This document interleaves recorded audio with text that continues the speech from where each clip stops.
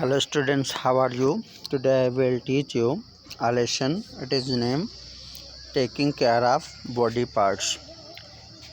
देखिए स्टार्ट करते हैं इसको।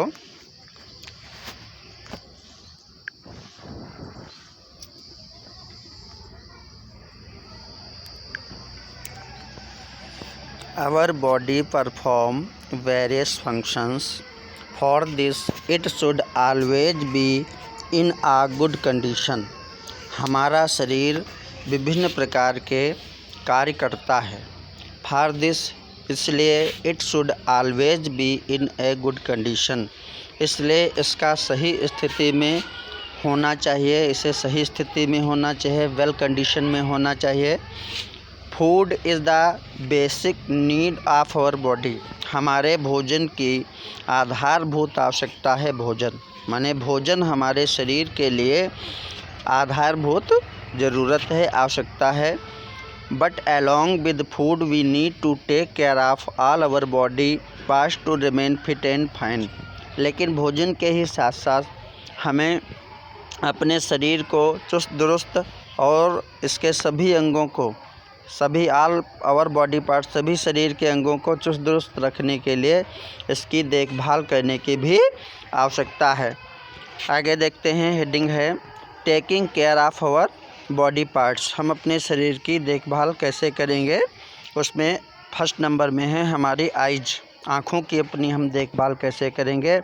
Eyes are sense organs of sight, अर्थात आँखों से हम किसी चीज़ को देखते हैं, यह हमारे देखने के लिए काम आती हैं।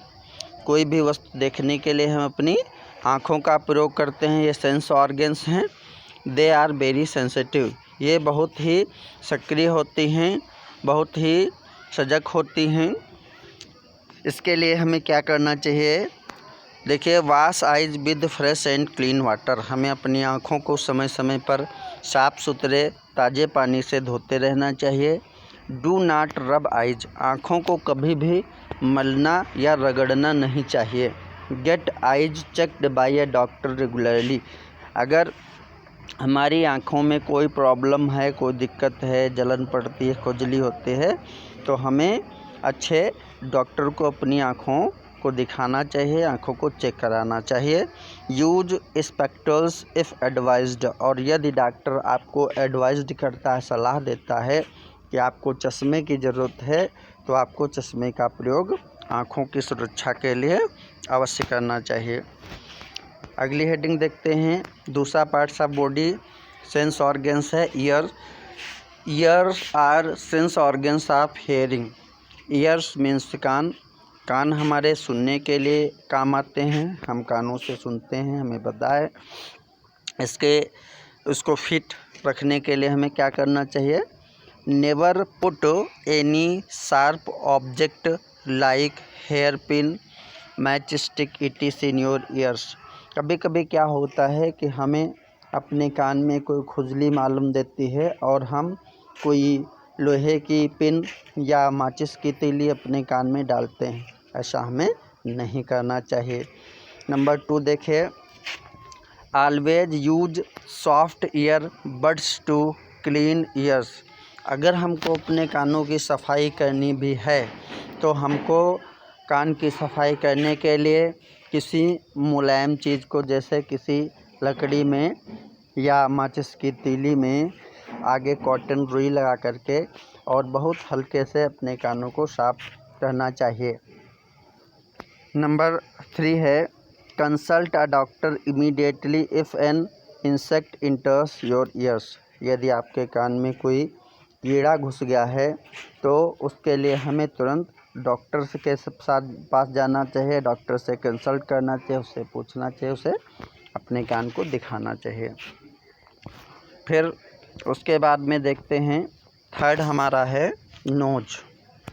Knows is the sense organ of smelling, nose माने नाक, नाक हमारी एक सेंस ऑर्गन है जिससे हमें किसी चीज़ को स्मेल करते हैं, सूंघते हैं, और हमें पता चलता है किसी चीज़ को सूंघकर कि इसका स्वाद कैसा है, ये अच्छी है या ख़राब है, इसे हमें यूज़ करना चाहिए या नहीं यूज़ करना चाहिए।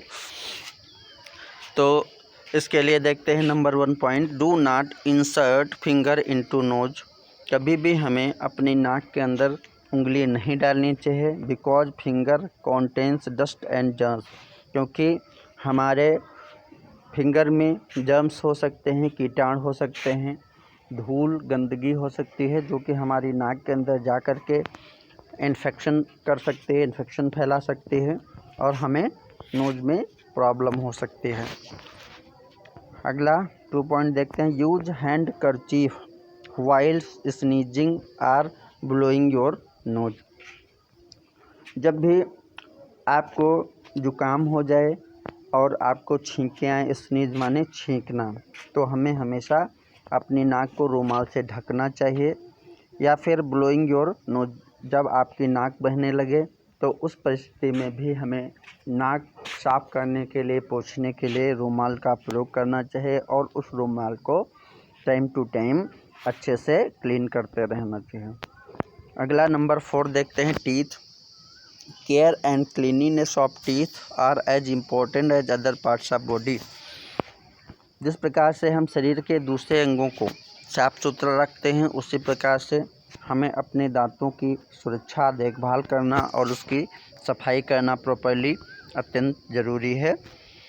इसको कैसे हम करेंगे, brush your teeth twice a day. हमेशा हमें दिन में 2 बार सुबह और शाम को अपने दांतों को अच्छे पेस्ट से और सॉफ्ट ब्रश से साफ करना चाहिए। Use A tooth brush having soft bristles and brush your teeth properly. आपको एक ऐसे टूथ ब्रश का प्रयोग करना चाहिए जिसके ब्रिस्टल्स माने जो रोए होते हैं वो सॉफ्ट होने चाहिए, चिकने होने चाहिए, जो आपके दांतों के बीच में अच्छे से पहुंच सके और आपके दांतों को प्रॉपर्ली साफ कर सके, अच्छे से साफ कर सके। Never use or burned coal for cleaning your teeth.